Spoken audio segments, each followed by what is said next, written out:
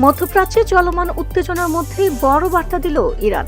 যুদ্ধ বন্ধের শর্ত সাপেক্ষে রাজি হওয়ার ইঙ্গিত দিয়েছেন দেশটির প্রেসিডেন্ট মাসুদ পেজেশকিয়ান। বুধবার সামাজিক যোগাযোগ মাধ্যম এক্সে দেওয়া এক পোস্টে তিনি জানান, রাশিয়া ও পাকিস্তানের নেতাদের সঙ্গে আলোচনায় ইরানের অবস্থান স্পষ্টভাবে তুলে ধরা হয়েছে।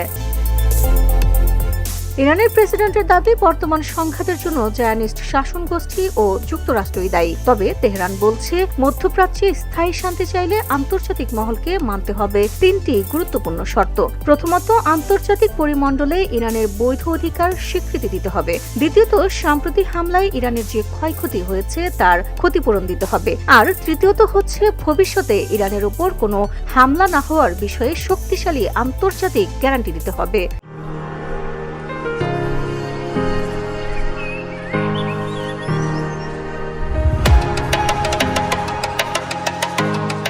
এদিকে উত্তেজনা কমাতে কূটনৈতিক তৎপরতা বাড়লেও পরিস্থিতি যেন আরো জটিল হয়ে উঠছে। কারণ লেবানন ভিত্তিক সশস্ত্র গোষ্ঠী ইসরায়েলকে লক্ষ্য করে একযোগে প্রায় 100টি রকেট নিক্ষেপ করেছে বলে জানিয়েছেন ইসরায়েলি প্রতিরক্ষা বাহিনী। বিশ্লেষকদের আশঙ্কা, এই হামলার ফলে মধ্যপ্রাচ্যে সংঘাত আরো ছড়িয়ে পড়তে পারে। এখন প্রশ্ন, কূটনীতি কি থামাতে পারবে যুদ্ধের আগুন, নাকি নতুন করে চলবে মধ্যপ্রাচ্যের সংঘাত?